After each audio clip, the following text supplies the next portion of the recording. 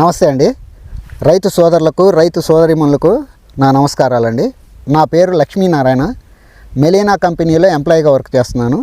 మాది మార్టూరు గ్రామం, బాపట్ల జిల్లా, ఆంధ్రప్రదేశ్ అండి. నేను గత 4 సంవత్సరాల నుంచి మెలీనా కంపెనీలోనే వర్క్ చేస్తున్నాను. ఈ మెలీనా కంపెనీలో నేను 4 సంవత్సరాల నుంచి వర్క్ చేయడానికి నేను చాలా ఆనందంగా ఉన్నానండి. ఎందుకంటే ప్రతి సంవత్సరం కొత్త వెరైటీలతోటి రైతుల్ని ఎంతో ఆనందంగా, ఎంతో ఉత్సాహంగా రైతులను ముందుకు తీసుకెళ్తున్నందుకు ఈ మెలీనాల కంపెనీలో పనిచేయటం నాకు ఎంతో ఆనందంగా ఉంది. ఈ ఆనందంలో ఈ మెలీనా కంపెనీలో ఎంతోమంది కొత్త రైతులను కలుసుకోవటం, వాళ్ళ యొక్క ఈ వెరైటీలు బాగుండాయని ఆనందంగా వ్యక్తపరచడం, ఆ విధంగా ఉండటం వల్ల నాకు కూడా ఆనందంగా పనిచేయడానికి చాలా ఉత్సాహం చూపుతున్నానండి.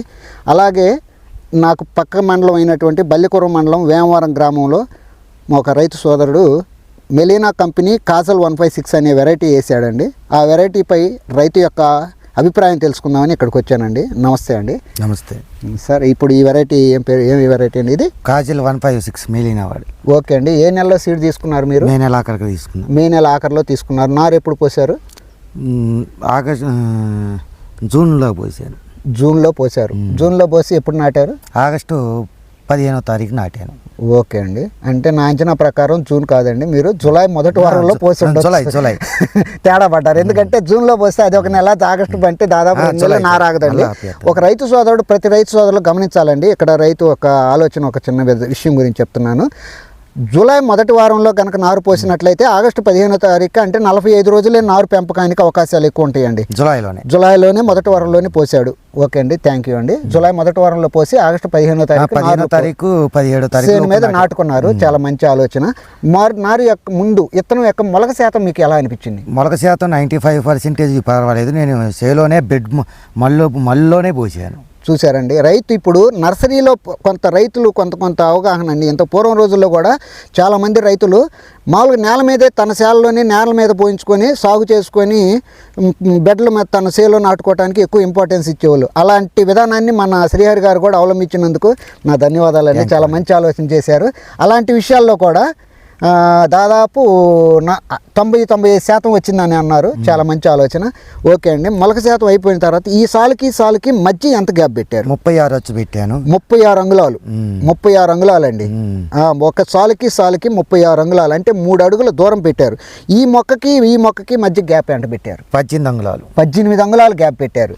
అది కూడా నేను డ్రిప్ మీదే నాటిచ్చాను. పాదయాత వేయకుండా డ్రిప్ మీద నాటిచ్చాను. నీళ్ళు పెట్టుకొని డ్రిప్ బొట్లు పడుతుంటాయి కదా, వాటర్ పడుతుంటాయి కాబట్టి చాలా అంతను నాటిచ్చారు. మనం ఇప్పుడు భూమి మీద పాదిచ్చి ఎక్కువ వాటర్ వేస్ట్ చేయటం కంటే డ్రిప్ మీద సాగు చేయటం కలుపు తక్కువ వచ్చింది, దిగుబడి ఎక్కువ వచ్చింది. కాబట్టి ఇలాంటి సాగు కూడా తగ్గిద్ది. యాత కూలి కూడా తగ్గిద్ది. ఎకరానికి 4,000 అవుతుంది. ఇది ఎకరానికి 4-5 అయితే నాడతారు. 4-5 అయితేనే నాడతారు. చాలా మంచి ఆలోచన అండి. ప్రతి రైతు గమనించండి. ఇలా డ్రిప్ మీద నాటడం వల్ల యాత కూలి కూడా తక్కువ అయిద్దంట. కాబట్టి ప్రతి రైతు సోదరుడు గమనించి ఇట్లా యాత కూలి తక్కువ డ్రిప్ మీద నాటడానికి కూడా ముందుకు రావాలని నేను కోరుకుంటున్నాను. ఆ తర్వాత వచ్చేసి మీరు దుక్కిలో ఏమైనా బలం ఏమైనా ఇచ్చారు? అసలు ఒక్క కట్ట కూడా నేను ఇవ్వాల. ఎందుకు ఈ రైతు అసలు నేల మీద మామూలుగా డ్రిప్ మీద నాటిన దానికి బలం ఇవ్వకపోయినా మనం డ్రిప్ ద్వారా అందియొచ్చు కాబట్టి రైతు ఇవ్వలేకపోయాడు. కానీ మామూలుగా నీళ్లు పారిచ్చే రైతు నాగలి వేసిన తర్వాత ఒక కట్ట DAP, ఒక కట్ట యూరియా ఒక ఎకరానికి భూమి మీద చల్లుకొని ఒక 10 కేజీలు 3G గుళికలు కనుక చల్లుకున్నట్లయితే తెగుళ్ళ నివారణకి ఎక్కువ అవకాశాలు ఉంటాయి. ఆ తర్వాత అచ్చుతోలుకొని నాటుకోవటం అది ఒక మామూలుగా సాగు విధాన పద్ధతి. ఇతను డ్రిప్ కాబట్టి డ్రిప్లో బలం ఏమి అంటే మామూలుగా సాగు దుక్కు మీద బలం ఇవ్వకుండా డ్రిప్లో బలం వేస్తున్నాడు. ఇది ఒక కొత్త విధానం. నాటిన 10 రోజులకి డ్రిప్లో వేస్తుంటారు. ఓకే అండి, చాలా మంచిదండి.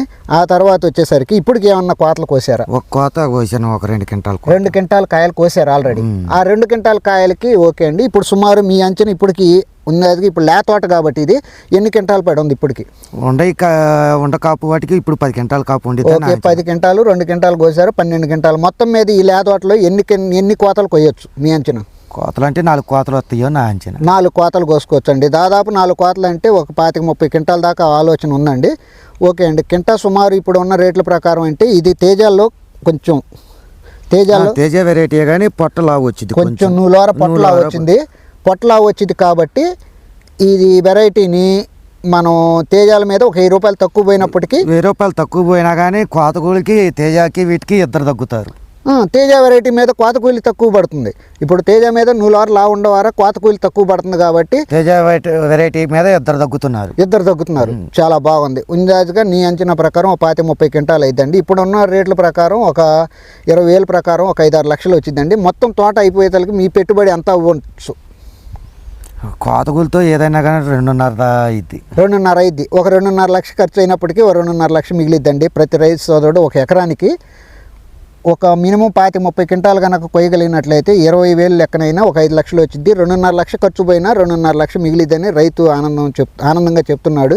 అదిగాక నీళ్ళ మందుల విషయంలో మీరు ఏమన్నా తేజ వెరైటీకి వేసే దాని మీద ఇక్కడ 2 రోజులు అదనంగానే లేటుగానే కొట్టుకోవచ్చు. ఓకే, మనం తేజ వెరైటీతో పోల్చుకుంటే ఇది కొంచెం వైరస్కి తట్టుకుంటుంది కాబట్టి దాని మీద 2 రోజులు అదనంగానే లేటుగానే కొట్టుకోవచ్చు. 2 రోజులు లేటుగానే కొట్టుకోవచ్చు. రైతు ఏం చెప్తున్నాడంటే మన తేజ వెరైటీలు మనం వారానికి 4 రోజులకి 5 రోజులకి నీళ్ళ ముందే వేస్తున్నారు కదా, వేస్తున్నారు కొంతమంది. ఇతను రైతు ఏం చెప్తున్నాడంటే నేను వారానికి వేసినా 8 రోజులకి వేసినా కొంచెం పైరు అయితే మాత్రం వైరస్ పరంగా తట్టుకుంటుంది అని చెప్తున్నాడు. ఇక్కడ చూస్తున్నప్పుడు చేలు చుట్టుపక్కల కొన్ని వైరస్లు చాలా ఖరీదైన విత్తనాలు కూడా తెచ్చాడు ఈ రైతు. దీంట్లోనే వేరే వెరైటీ చాలా ఖరీదైన విత్తనం తెచ్చాడు. ఖరీదైన విత్తనం వేసినప్పటికీ అది మొత్తం వైరస్ వచ్చి ఉంది. కానీ ఈ వెరైటీ ఈ మెలీనా కంపెనీ కాజల్ 156 అనే వెరైటీ వైరస్ లేదు కాబట్టి రైతు చాలా ఆనందంగా ఉన్నాడండి. ఓకే అండి. సో టోటల్గా మీరు కంపెనీ వారికి ఏమన్నా తెలియపరచాల్సింది? తేజ వెరైటీలో ఇలాంటి కొత్త వెరైటీలు వైరస్గా తట్టుకునే రకాల వెరైటీలు రావాలని. ఓకే అండి. మెలీనా కంపెనీ వారికి రైతు ఏమి చెప్తున్నాడంటే వైరస్ పరంగా తట్టుకునే వెరైటీలు కొత్త వెరైటీలు ఇస్తున్నటువంటి కంపెనీ వారికి తన యొక్క ధన్యవాదాలు తెలియపరుస్తూ ఇలాంటి కొత్త వెరైటీలు తీసుకొచ్చినందుకు కంపెనీ వారికి హృదయపూర్వక ధన్యవాదాలు తెలియజేస్తూ ప్రతి రైతు సోదరుడు మెలీనా కంపెనీ కాజల్ 156 వేసుకోండి. ఎక్కువ దిగుబడులు, ఎక్కువ రాబడులు, అతి తక్కువ ఖర్చుతోటి ముందుకు వెళ్ళాలని కోరుకుంటున్నాం. మెలీనా కంపెనీ వారికి ధన్యవాదాలు.